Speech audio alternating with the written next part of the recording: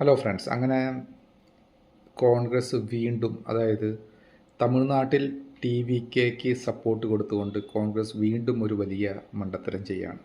ഈ കോൺഗ്രസിൻ്റെ ഏറ്റവും വലിയ ഒരു പ്രോബ്ലം എന്ന് പറഞ്ഞു കഴിഞ്ഞാൽ അവർ ലോങ് ടേം വിഷൻ ഇല്ല. അവർക്ക് ഷോർട്ട് ടേം ആണ്. ഇപ്പോഴത്തെ കാര്യത്തിന് വേണ്ടി മാത്രമാണ് അവരുടെ നിലപാടുകളും തീരുമാനങ്ങളും.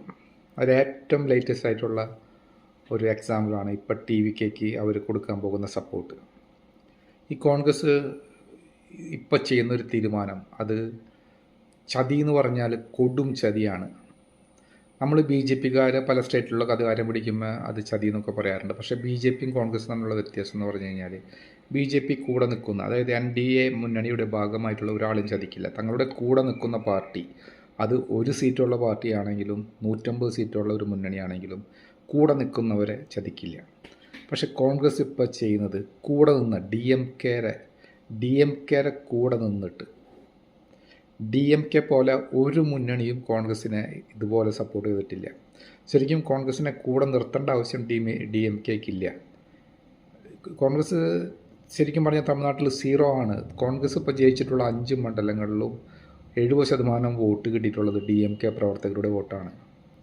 DMKയുടെ ദാനമാണ് 5 സീറ്റ്. അവിടെ DMKക്ക് കോൺഗ്രസിൻ്റെ അലയൻസ് ഇല്ലെങ്കിലും അവർക്ക് ഇപ്പോൾ കിട്ടിയ സീറ്റ് തന്നെ കിട്ടുമായിരുന്നു.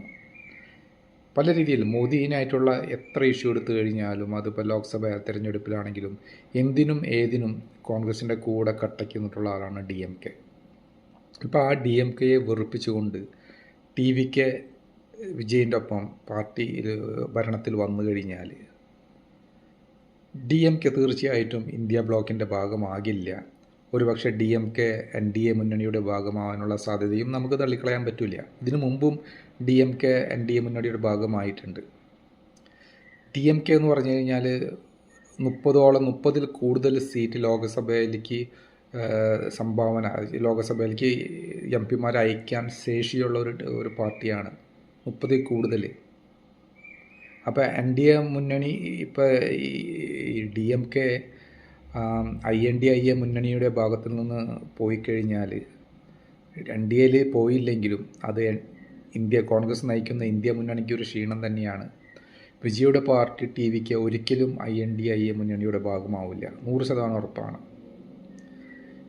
കോൺഗ്രസിനെ ഇനിയൊരു ചതിയം പാർട്ടി എന്ന പേരിൽ അറിയപ്പെടുകയും ഇനി ഒരിക്കലും കോൺഗ്രസ് തമിഴ്നാട്ടിൽ ഒറ്റയ്ക്ക് മത്സരിച്ചിട്ട് ഒരു സീറ്റ് പോലും നേടാൻ സാധിക്കുമില്ല. DMKയുടെ സപ്പോർട്ട് കിട്ടുമില്ല. TVK അടുത്ത വർഷം സ്വയം ചിലപ്പോൾ TVKക്ക് മൊത്തം ഭൂരിപക്ഷം കിട്ടിക്കഴിഞ്ഞാലും കോൺഗ്രസ്സിന് അവിടെ